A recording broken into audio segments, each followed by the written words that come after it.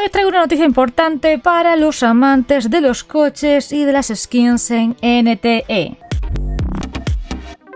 Como ya sabéis, hace unos días sacaron un evento en colaboración con Porsche, en el que haciendo una serie de tiradas podíamos conseguir este coche. De hecho, si vamos al apartado de eventos y nos venimos acá, todavía tendréis tiempo para obtener el coche a aquella gente que por lo que sea todavía no lo haya podido obtener. Tenéis 9 días en total. No es fácil sacarlo, hay que tener mucho ahorro de fondos, mucho ahorro de horalitas, pero oye, es un coche que la verdad es una pasada. Se conduce muy bien, se maneja muy bien, es bastante rápido y es muy bueno de base. Y digo de base porque la verdad es que mejorarlo es bastante caro, pero lo dicho, como es tan bueno de base, no es necesario que empecéis a mejorarlo de una. Esto ya es algo que podéis dejarlo para más adelante, cuando tengáis tiempo o aburráis o lo que sea, y que decidáis tunear y mejorar este coche. Pero es algo que no corre prisa y lo dicho, no es necesario al principio. De hecho, es un coche que yo estoy usando actualmente para el tema de las carreras, yo y mucha gente, y se nota lo bien que va, tanto en nieve, en lluvia, en carretera normal y demás, se maneja muy bien. Así que yo personalmente es un coche que recomiendo, pero lo dicho, es bastante caro. Recuerden que vais a tener que ahorrar como unos 19 millones de fondos para poder obtenerlo por la asegurada. Igualmente os dejo en la esquina superior derecha un vídeo en el que hablo de cómo conseguir este coche, hablo de los tantos por cientos de caída, de lo que os va a costar cada tirada, etc. Así que si queréis más información sobre este evento, os aconsejo que paséis por ese vídeo. Pero este vídeo en concreto os vengo a hablar de algo muy importante que acaban de anunciar hoy los de NTE, y es que van a sacar 2 skins nuevas para este Porsche. Y no son 2 skins normales y corrientes para ponerlo más guapo, tuneártelo, no.